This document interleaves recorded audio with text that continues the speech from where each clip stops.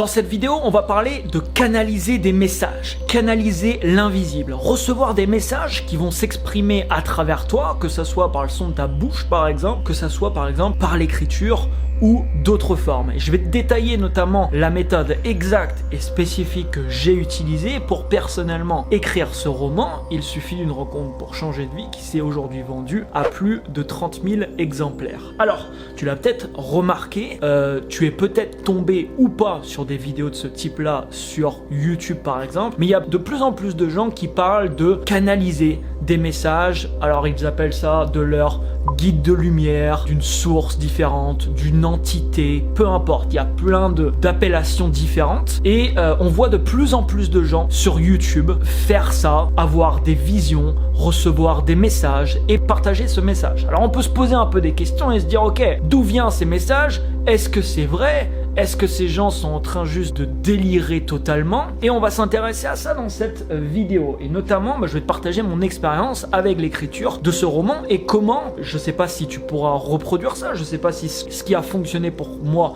pourra fonctionner pour toi. Tu me le diras et n'hésite pas à me le dire d'ailleurs dans les commentaires. Mais je vais te partager une méthode qui peut être utilisée, je pense, par tout le monde. Après, à voir si tu peux avoir des résultats toi avec cette méthode. Alors, personnellement, ça fait pas mal d'années que j'écoute des gens qui disent canaliser des messages, des livres personnellement qui m'ont énormément impacté. C'est les livres de personnes qui s'appellent Esther et Jerry Hicks. Donc Esther Hicks, c'est quelqu'un qui canalise, ils appellent ça donc des entités et ils ont même nommé ces entités. Ils appellent ça Abraham, les enseignements d'Abraham. Je vais pas trop rentrer dans les détails parce que honnêtement, j'ai pas les détails. Tout ce que je sais, c'est que la majorité des livres que Esther et Jerry Hicks ont pu écrire, principalement Esther je pense, sont très très puissants, que je trouve personnellement, mais surtout extrêmement détaillés, avec des choses très très très précises et ça va vraiment très très loin dans l'enseignement. Ils ont écrit par exemple un livre qui s'appelle L'argent et la loi de l'attraction. C'est pas un livre genre bateau sur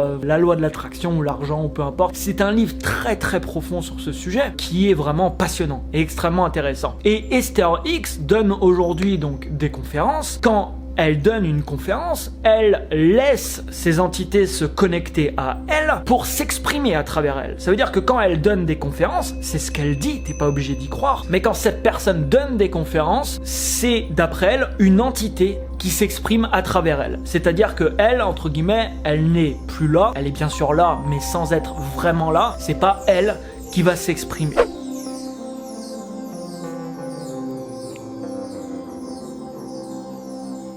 We are right here. We are right here, right now. Donc ça peut paraître complètement barge, je te l'accorde, surtout si t'as jamais entendu parler de ça ou t'es jamais tombé sur des vidéos de ce type, mais c'est loin d'être la seule. Tu prends des gens comme Neale Donald Walsch qui a écrit un livre, plusieurs livres même qui s'appellent Conversation avec Dieu, et c'est pareil, c'est des livres qui sont incroyables, c'est des livres qui sont des best-sellers, qui ont été vendus à des millions et des millions d'exemplaires dans le monde et qui ont impacté énormément de monde sur la planète. Un livre comme Conversation avec Dieu, voilà, ça a atteint un nombre de ventes, tu vois, hallucinant. Et c'est loin aussi d'être le seul, il y en a de plus en plus. Alors forcément, il y a 20-30 ans en arrière, tu vois, t'entendais quand même beaucoup moins parler de ça. Aujourd'hui, avec YouTube, avec tous les gens qui peuvent s'exprimer très facilement en postant comme ça une vidéo, on entend de plus en plus des personnes qui font ça, qui captent des messages, qui ont des visions, qui voient des choses, qui écrivent des livres en canalisant par exemple des messages, de leur guide de lumière, de peu importe le nom qu'ils donnent à ça. Forcément, c'est un phénomène qui est assez intéressant. Et surtout, la question qu'on pourrait se poser, c'est est-ce que tout le monde peut faire ça? Est-ce que tout le monde peut faire ça? Alors personnellement, j'ai pas la réponse à cette question, j'ai pas non plus beaucoup de connaissances sur ce sujet, il y a des gens qui ont bien plus de connaissances que moi là-dessus, mais ce que je voulais te partager, c'est comment j'ai fait pour écrire ce roman avec, je pense, une méthode qui est très similaire, qui s'approche vraiment beaucoup de ce que j'ai pu observer des gens qui pouvaient canaliser, on va dire, des messages. La première chose, là, ici, c'était écrire une histoire. Quand tu écris quelque chose, il y a souvent une intention derrière. Donc la première étape pour moi, c'était pas d'écrire, c'était de poser une intention. C'est-à-dire, ok, je veux écrire une histoire, c'est quoi l'intention? Qu'est-ce que tu veux faire avec cette histoire? Qu'est-ce que tu veux que les gens ressentent quand ils vont lire, par exemple, cette histoire? Et quoi que tu fasses dans ta vie, que ce soit l'écriture ou quelque chose d'autre, je te conseille toujours de poser des intentions. Demain, tu as un rendez-vous avec quelqu'un qui est important pour toi, pose une intention avant le rendez-vous. Qu'est-ce que tu veux accomplir pendant ce rendez-vous? Ça te permet tout de suite de te plonger dans cet état et justement d'avoir des choses qui vont venir à toi, entre guillemets,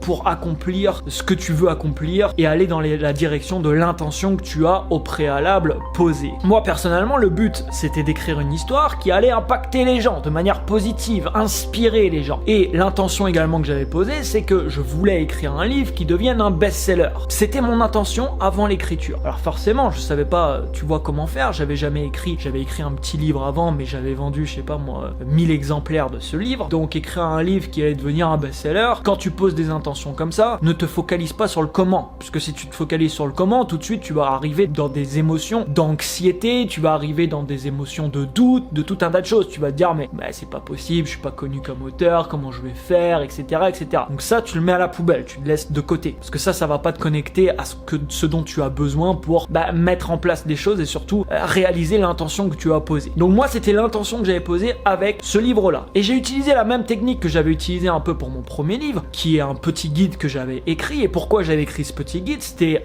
dans un car, je me trouvais en Thaïlande dans un car, et j'ai fermé les yeux dans ce car parce que j'allais m'endormir, et au moment où je ferme les yeux, j'ai vu un crayon, j'ai vu une plume devant moi, comme si je vois ce crayon là devant moi, je l'ai vu comme ça, et ça m'a fait un électrochoc et j'ai compris que je devais écrire en fait. Donc je suis rentré, je suis arrivé dans l'hôtel dans lequel je me dirigeais, j'ai commencé à écrire, et en effet l'écriture a été assez, on va dire, fluide à ce moment-là. Et ensuite c'est pareil, j'ai ressenti vraiment une très très grosse intuition sur le fait que je devais écrire une histoire, je devais vraiment écrire ça, c'est vraiment quelque chose que je devais accomplir, et du coup voilà, j'ai mis un peu de côté ce que je faisais à ce moment-là. Je suis parti au Japon, j'ai écrit ce roman, et je m'étais dit en arrivant au Japon, je partirai pas du pays avant que le roman soit terminé. Donc maintenant je vais te détailler un peu comment j'ai fait pour écrire, parce qu'au bout d'un moment, si tu veux écrire quelque chose, il va falloir te poser, tu vois, devant par exemple ton ordinateur et commencer à écrire, à taper quelque chose. Alors, la première chose, puisque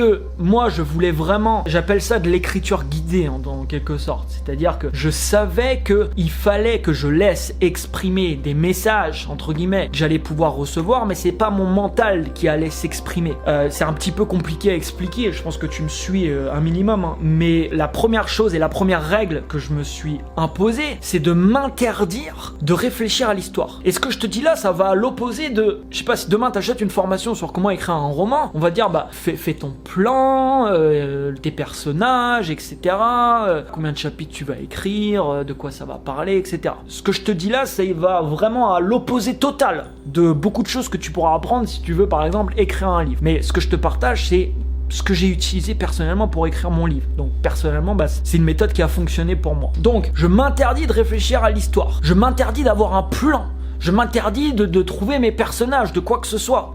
Non, puisque si je fais ça, c'est mon mental qui est en train de chercher. Ah, qu'est-ce que je pourrais écrire? Ah oui, je pourrais avoir ça, je pourrais ce personnage, ce truc. Et forcément, quand t'es en train d'écrire, là en l'occurrence une histoire, qu'est-ce qui se passe? Tu penses à l'histoire, tu vois, donc c'est assez dur, tu vas y penser. Et naturellement, tu vas vouloir trouver la suite. Puisque quand t'es en train d'écrire une histoire, tout est possible. Tu vois, le champ des possibilités, il est infini. Tu peux créer tout ce que tu veux. Tu peux créer tous les personnages que tu veux, les emmener où tu veux. Il n'y a aucune limite à ce que tu peux créer. Et c'est ça que j'adore d'ailleurs dans écrire une histoire. Puisque tu démarres quelque chose de zéro, tu peux créer absolument tout ce que tu veux. Donc ça, c'était une règle que je me suis imposée. Interdiction de réfléchir à l'histoire en dehors de l'écriture.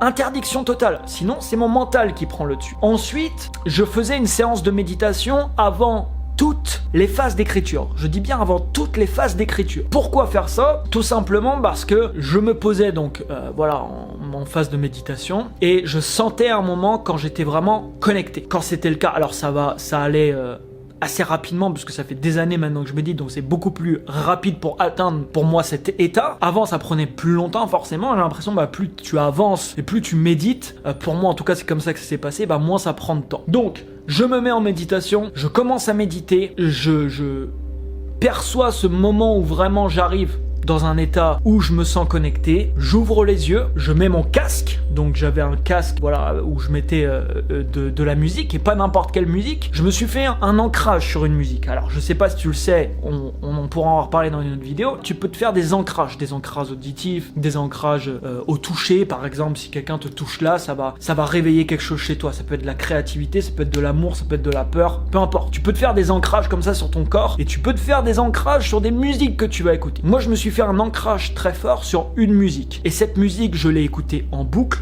pendant toute l'écriture du livre. C'est-à-dire que j'ai écouté une seule musique qui s'est mise en repeat pendant des centaines d'heures pendant toute l'écriture du livre. Et cette musique, je me suis fait un ancrage très fort de créativité. Aujourd'hui, mon corps, si je mets mon casque là tout de suite avec cette musique, mon corps, il sait tout de suite que je vais écrire. Parce que j'ai un ancrage qui est très très fort avec cette musique, parce que j'ai écrit je sais pas combien d'heures, tu vois, spécifiquement avec cette musique. Donc ça, c'était intéressant. Donc, première phase, je vais pas tout de suite sur mon ordi en train de vouloir écrire. Non, je me pose, je médite, je me sens vraiment, j'attends vraiment de me sentir connecté. Je mets ce casque avec cette musique où je me suis fait un ancrage, et je me pose devant mon écran d'ordinateur. Et là, je laisse aller ce qui va venir en fait. Ce qui va venir, et pas ce que j'aurais réfléchi à la veille à dire « Ah, le personnage, il pourrait faire ça ». Non, surtout pas.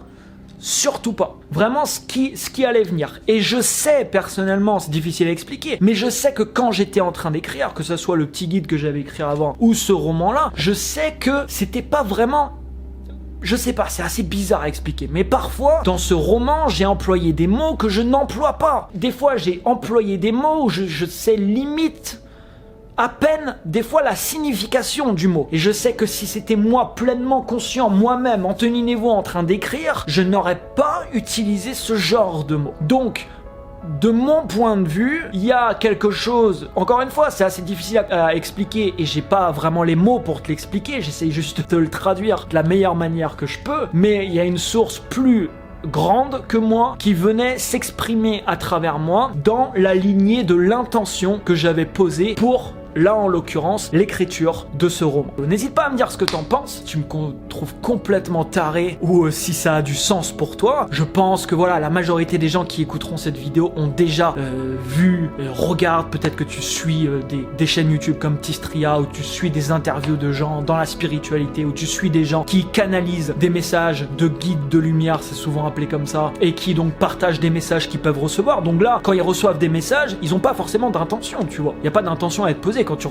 canalises un message, ils expriment juste ce qu'ils reçoivent comme message. Et puis il y a des gens carrément qui s'expriment, qui peuvent s'exprimer et qui disent voilà, au moment où ils s'expriment, être en train de canaliser un message d'une entité, d'un guide de lumière, peu importe. Mais je pense que ce qui va se passer par rapport à ce qu'on vit actuellement dans le monde, par rapport à l'évolution des consciences et ce qui se passe actuellement, c'est que on va voir de plus en plus de gens qui vont le faire. D'ailleurs, il y a beaucoup d'artistes dans le monde, que ce soit des musiciens, que ce soit des auteurs, que ce soit des gens qui créent des films, peu importe, qui ont relayé des expériences très très similaires. C'est-à-dire qu'ils se sont vraiment sentis vraiment comme s'ils étaient en quelque sorte possédés, on va appeler ça, c'est un mot un peu fort, mais tu vois, par quelque chose de plus grand qui était en train de créer une musique, un son, quelque chose. Et ça, je pense que potentiellement ça peut être accessible à tout le monde, mais c'est pas accessible dans le bruit du monde. C'est pas accessible si tu n'arrives pas vraiment à, je pense, faire le vide, être vraiment connecté avec toi. Je pense que c'est plus accessible également pour des gens qui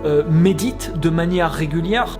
Je pense, c'est une théorie, mais je pense que ça peut se vérifier à de multiples reprises dans les gens qui ont relayé en tout cas ce type d'expérience. Merci à toi pour ton écoute.